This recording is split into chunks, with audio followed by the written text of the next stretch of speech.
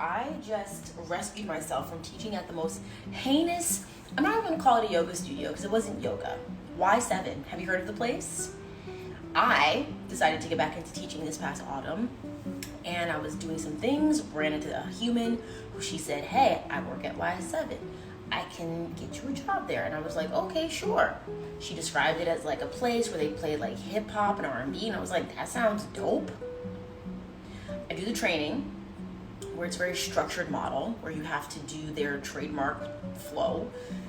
Their we flow, hard flow, where you do 3 different sequences 3 times each. The first time you do it with alignment, so it's slowly. The second time it's 1 breath, 1 movement, aka vinyasa.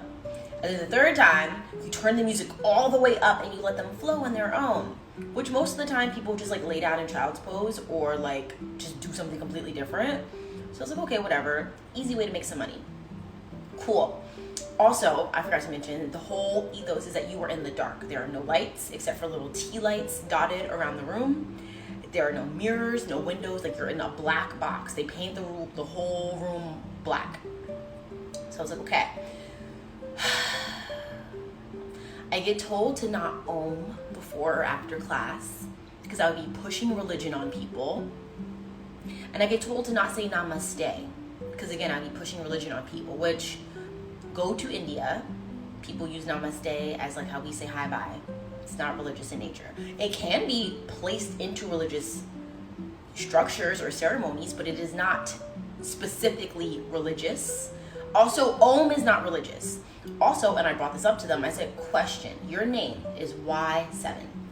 The Y stands for yoga, right?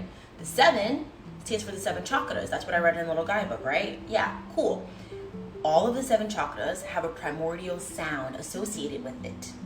One of the chakras' sound is om. So, since om is literally basically in your name of your business, why am I not allowed to say it? Also, this is a yoga studio. If people have an issue with om or namaste, they should go to Pilates or Soul Cycle or CrossFit or do anything else. And I was like, who are the people who complain? Like racist people? Because that's insane.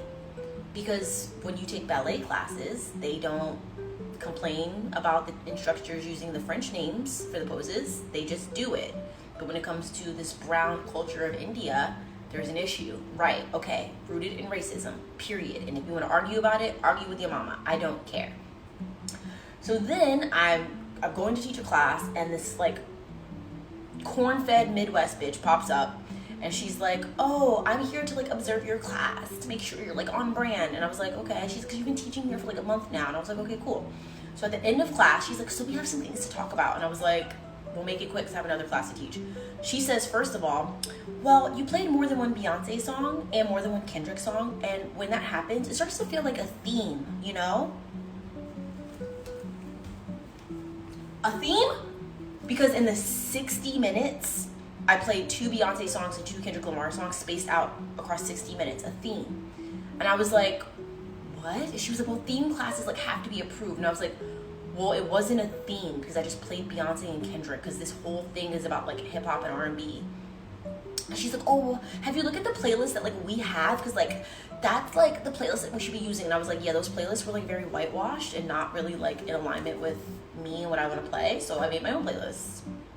She's like, oh, well, those playlists have to be approved before you use them. So I was like, okay. Then she goes, also Kendrick Lamar, like he like swears a lot. He said like the F word a few times. And I was like, he said fuck. And I was like, are we not all adults here? And then, because Kendrick Lamar is a black man, he says nigga in his music. And I was like, okay, well, that's part of black culture and like hip hop and R&B. She goes, well, some people might be offended. And I was like, white people will be offended? And I was like, well, I guess that makes sense since I was the only black person in the room for this studio that uses and appropriates black culture. I'm saying this with eye contact because I'm getting pissed. This happened during Black History Month, mind you. Then this bitch has the caucasity, the gall, gumption, and temerity to say to me, well, you know, technically like hip hop and R&B is, I cut her off. And I was like, what's not going to happen is you, a white woman, are not going to lecture me, a black woman, during Black History Month no less, about hip hop and R&B, about my culture. It's like, that's not happening. And she goes, oh, I guess it is kind of crazy. And I was like, I guess it is kind of racist, isn't it? Hello? Fuck Y7. Fuck that place. It was so bad, y'all. It was so bad. I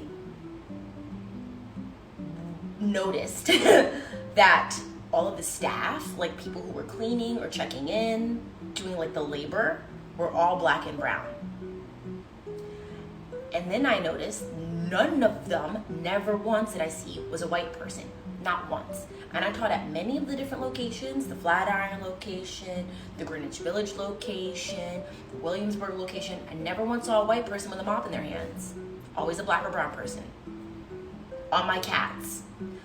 Then I inquired. I was one of like 3 black instructors for the space that appropriates black culture. Huh? Someone make it make sense. So yeah, I just immediately said, this is not in alignment with me. Remove me from the schedule, and I quit. Because fuck that place. Y7 is the bad place. Don't give them your money.